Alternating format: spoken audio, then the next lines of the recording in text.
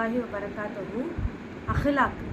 அஹ்லாக்கு கொண்டு ஒரு மனுஷன் சொர்க்கத்துக்கு போவானா, அது எப்படி அப்படிங்கிறத இந்த வீடியோவில் பார்க்கலாம்.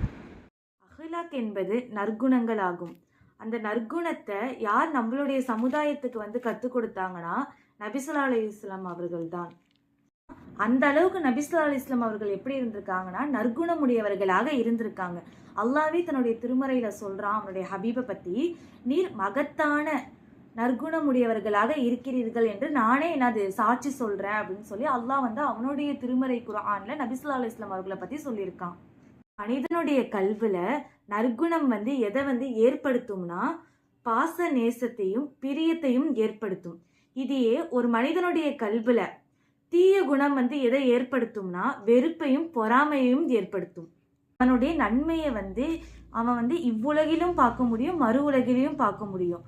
அது எப்படி இந்த உலகத்துல அவன் பார்க்க முடியும் அப்படின்னா, அவன் மற்றவர்கள்ட்ட செய்யக்கூடிய பணிவா நடந்துக்கிட்ட விஷயமா இருந்தாலும் சரி, பாசமா இருந்தாலும் சரி, பொறுமை காட்டக்கூடிய விஷயங்களா இருந்தாலும் சரி, அவன் சிரிச்சு பேசக்கூடிய விஷயங்களா இருந்தாலும் சரி, இதை மாதிரி அவன் செய்யும் போது அந்த மற்றவர்கள், அந்த பெரியவங்களா இருந்தாலும் சிறியவர்களா இருந்தாலும் சரி, அவங்க செய்யக்கூடிய துவாக்கள் மூலியமா அவன் என்ன பண்றான், அந்த நன்மையை அவன் பார்க்க முடியுது அவனால.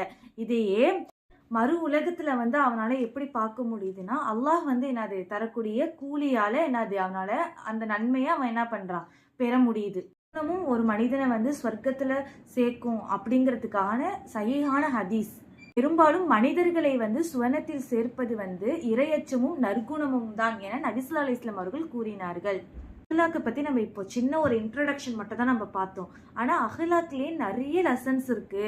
ஒரு முஸ்லீம் தன்னுடைய மனைவி கிட்ட எப்படி நடந்துக்கணும், தன்னுடைய கணவன்கிட்ட எப்படி நடந்துக்கணும், தன்னுடைய பிள்ளைகள்கிட்ட எப்படி நடந்துக்கணும், தன்னுடைய சகோதரர்கள்ட்ட, தன்னுடைய நண்பன்கிட்டலாம் எப்படி நடந்துக்கணும் அப்படிங்கிறத பத்தி நிறைய அஹ்லாக் இருக்கும்.